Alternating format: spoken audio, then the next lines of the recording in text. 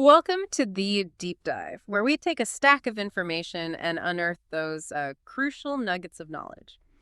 Today, we're embarking on a journey into a topic that touches everyone's wallet, tax optimization. Wouldn't it be great if you could keep more of your hard-earned money and, put it to work for your future, all thanks to some smart, strategic financial moves?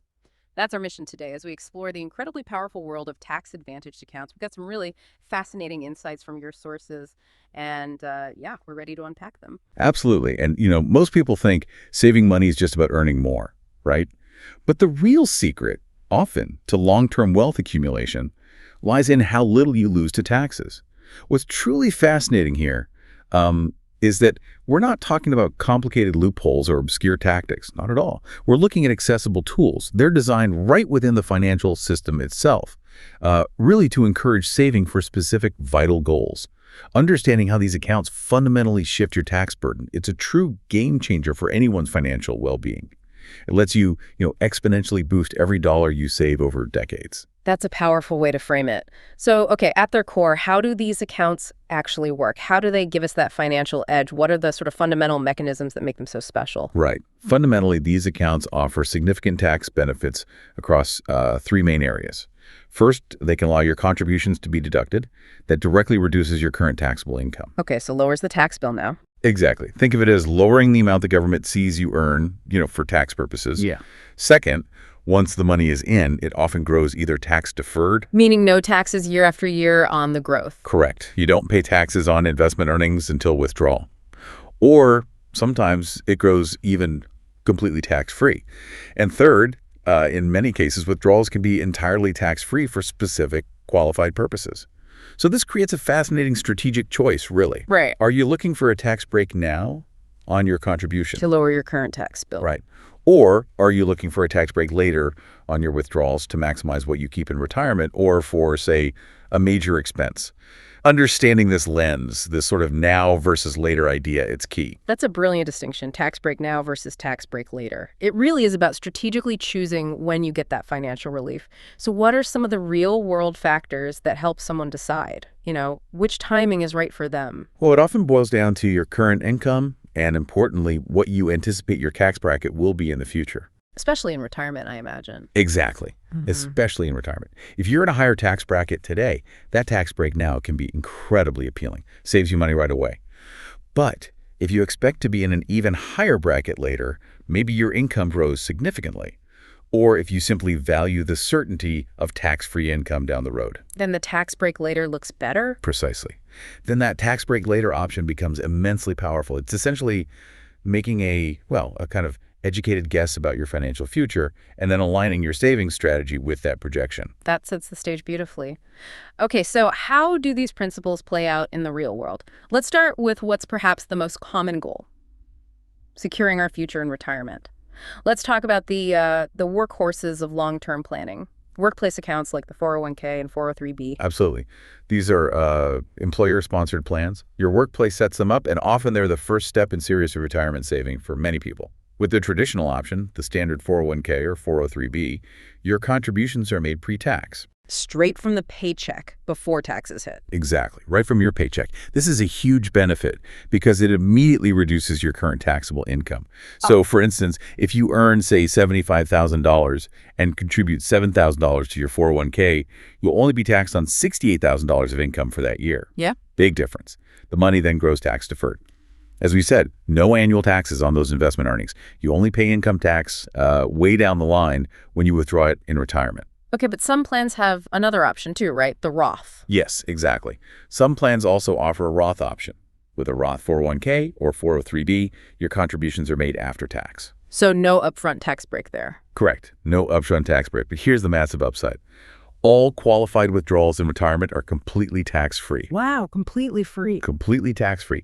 And currently, the contribution limits for both these plans are quite generous, often well over $20,000 per year for individuals, and there are even higher catch-up contributions allowed if you're age 50 or older. And those limits go up over time usually. They do. They adjust annually for inflation, so you should always check the most current figures. But the principle of generous contribution allowances remains constant. Oh, and the 403b.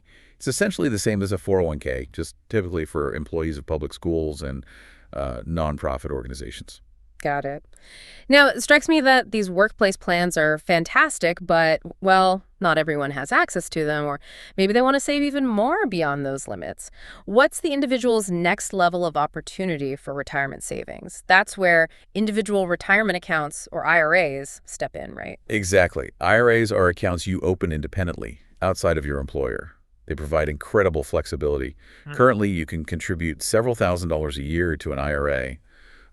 Plus, there's that additional catch-up contribution for those age 50 or older. And there's a traditional and a Roth version here, too. Yes, mirroring the workplace plans and concept. With a traditional IRA, you might be able to deduct your contributions. Might. So it depends. It does depend. It depends on whether you have a workplace retirement plan, like a 401k, and also on your income level. But if you can deduct it, it lowers your taxable income right away. Your money then grows tax deferred, just like with a traditional 401k. And it's taxed when you withdraw it in retirement. This is your classic tax break now option again. Okay, makes sense. And the Roth IRA? So the Roth IRA has no upfront deduction. You contribute money that you've already paid taxes on, after-tax dollars. But, and this is the key difference, the earnings grow completely tax-free. And all qualified withdrawals in retirement. Also tax-free. Also completely tax-free. Yeah. This is the tax break later option, and it's incredibly powerful if you anticipate being in a higher tax bracket in the future. Can you give us an example, sort of see how that plays out? Sure. Let's consider a practical example. Imagine Jack contributes, say, $6,000 to a traditional IRA, and he's able to deduct it. If he's in a 22% tax bracket, he saves about $320 in taxes immediately. That's cash back in his pocket today. Okay, clear benefit now. Right. Now, Jill, on the other hand, contributes $6,000 to a Roth IRA. She gets no upfront tax break. But decades later, let's say her account has grown significantly, maybe to $20,000 through investments. She can withdraw that entire $20,000 entirely tax-free. Zero tax on withdrawal. Zero tax. No questions asked. So this choice, it isn't just about saving money today versus tomorrow. It's about making that prediction about your financial future, your expected tax bracket in retirement. The real power is in aligning your savings strategy with that projection for maximum long-term gain. And this really raises an important question for you, the listener. How do you envision your tax situation in retirement? Thinking about that can really guide your choices today. That's a really clear way to frame that critical decision point. Okay, so beyond retirement, our health and wellness are often major financial considerations. There's one account often touted as truly unique. What makes the health savings account, or HSA, stand out so much? The HSA. It's truly exceptional, often called triple tax advantaged, and, well, for good reason. Its uniqueness stems from its specific requirement. You must be enrolled in a high-deductible health plan to contribute. That's the gatekeeper. A high-deductible plan. Right. But once you meet that condition, the benefits are pretty much unparalleled. Let's break down that triple advantage. 1, tax-free in, contributions are tax-deductible, reducing your taxable income. And if you contribute through your employer via payroll deduction, the money comes out pre-tax, and it's exempt from payroll taxes, Social Security, and Medicare. That's a double win right there. Wow, avoids payroll taxes too. That's significant. It really is. 2, tax-free growth. The money grows tax-free. You can often invest these funds in mutual funds or similar options, and you won't pay any annual taxes on those investment gains. And 3, tax-free out. Withdrawals for qualified medical expenses are completely tax-free. So tax-free going in, tax-free growth, and tax-free coming out for medical stuff. That is a triple threat. Exactly.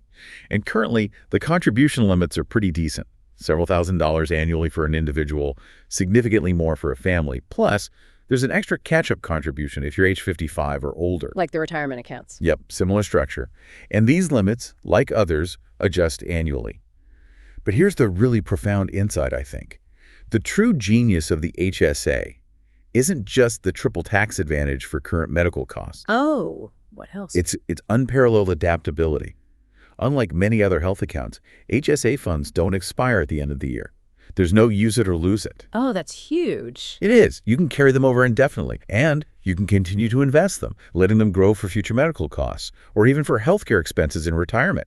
In fact, after age 65, you can withdraw HSA funds for non-medical expenses without penalty. Really? For anything? Pretty much. You'd just pay income tax on those non-medical withdrawals, much like you would from a traditional IRA or 401k. So it seamlessly transitions.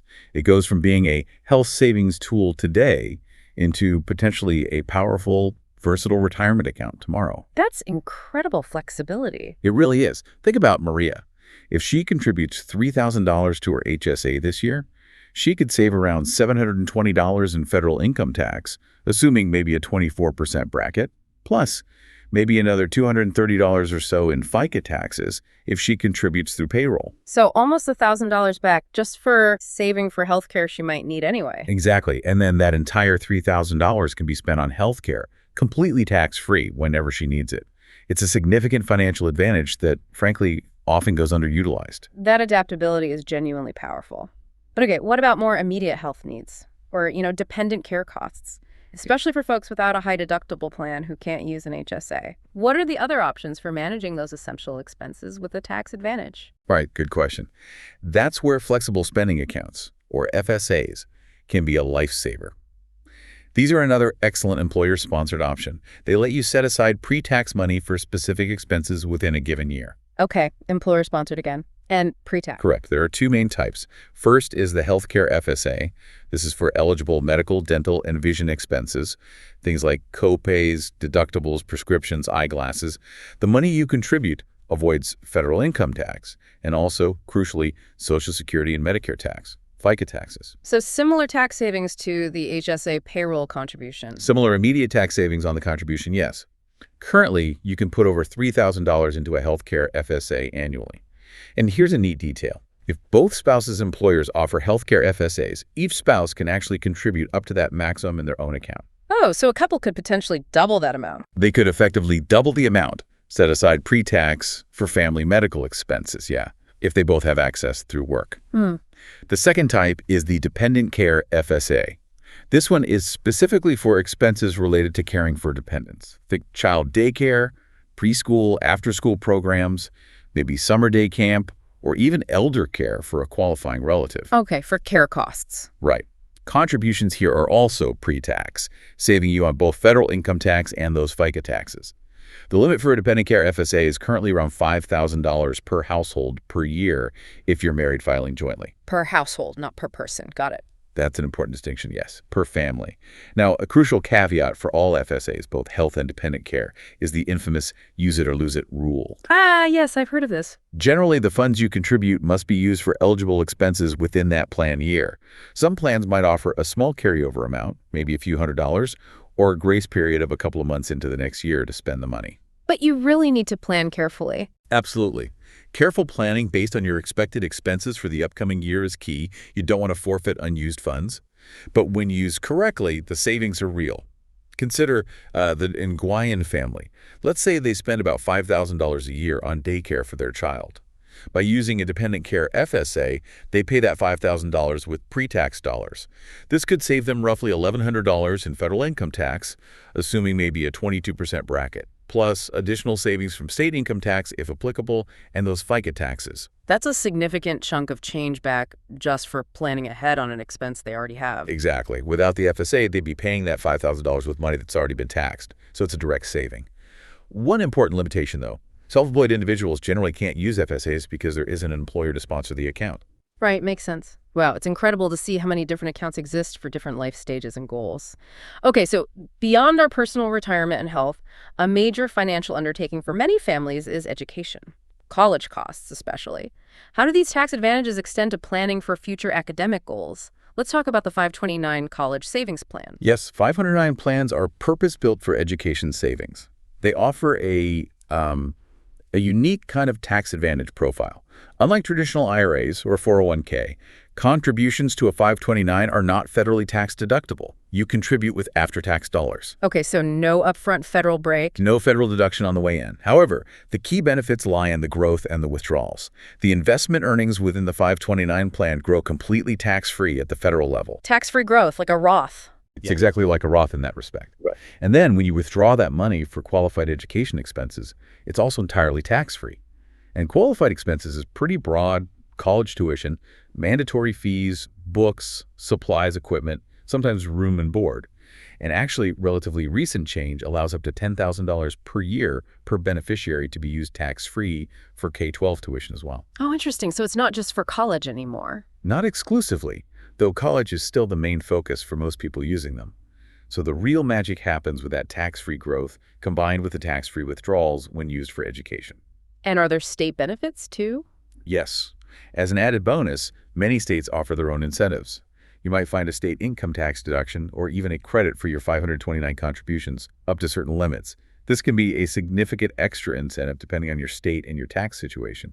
So it's definitely worth checking your specific state's rules. Good tip. What about contribution limits? Well, there isn't an annual IRS limit on how much you can contribute to a 529, unlike IRAs or 401ks. However, contributions are treated as gifts to the beneficiary for gift tax purposes. Ah, the gift tax rules. Right. Currently, you can contribute around $19,000 per donor per beneficiary per year, so double that for a married couple without needing to file a gift tax return. And there's even a special rule that allows you to superfund it, contribute up to 5 years' worth of contributions, so around $95,000, all at once, per donor. Wow, for larger lump sums. Exactly.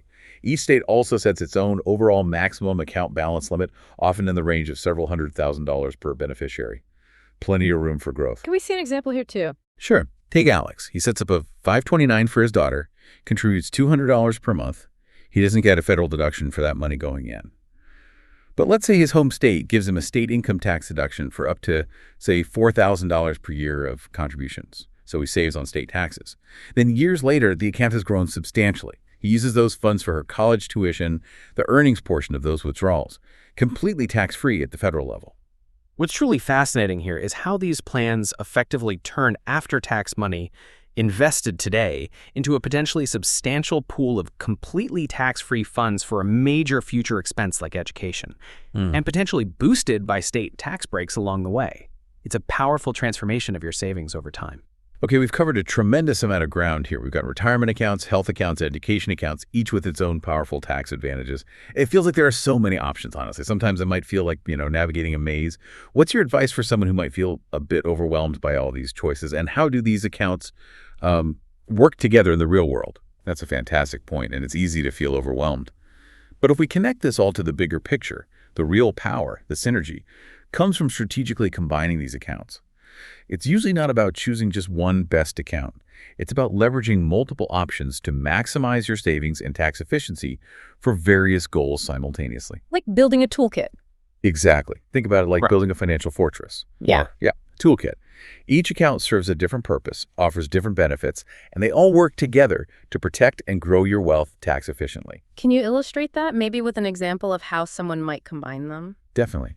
Let's consider two different approaches with, let's call them Mark and Lisa. Mark is 30, single, earning $80,000. And let's say he's really focused on getting those immediate tax breaks now. So he contributes $8,000 to his traditional 401k, pre-tax. He qualifies for an HSA, so he puts $3,000 into that, pre-tax, plus avoids FICA. And he decides to contribute another $2,000 to a traditional IRA, which let's assume he's eligible to deduct based on his income and 401k participation. Okay, so 3 different accounts, all getting upfront deductions. Right. In total, Mark has reduced his taxable income by $13,000. $8K plus $3K plus 2 tax. This saves him nearly $3,000 in immediate federal taxes, assuming maybe a 22% marginal rate, plus some FICA savings from the HSA. And all $13,000 is now invested and working for his future. That's a clear win for his current tax situation. Absolutely. Now let's look at his friend Lisa. She earns a similar income, but she's prioritizing future tax breaks. She thinks her income and maybe tax rates will be higher later. So she uses a Roth 401k at work, contributing the same $8,000. After tax, she doesn't have a high deductible plan, so no HSA, but she contributes $2,000 to a Roth IRA. Again, after tax. So she's putting money in, but not getting those deductions Mark got. Correct. She doesn't get a current tax deduction like Mark. Her immediate tax bill is higher. But fast forward to retirement, she'll be able to withdraw her entire savings from both the Roth 401k and Roth IRA completely tax-free, regardless of what her tax bracket is then. Complete tax freedom on the back end. Exactly. This shows that both approaches are valid and really incredibly effective. The key is that they both maximize the available tax advantage space to save for the future in a tax-efficient way. It's all about personalizing your strategy, aligning it with your goals, your current situation, and your individual tax outlook, rather than just picking one best account in isolation.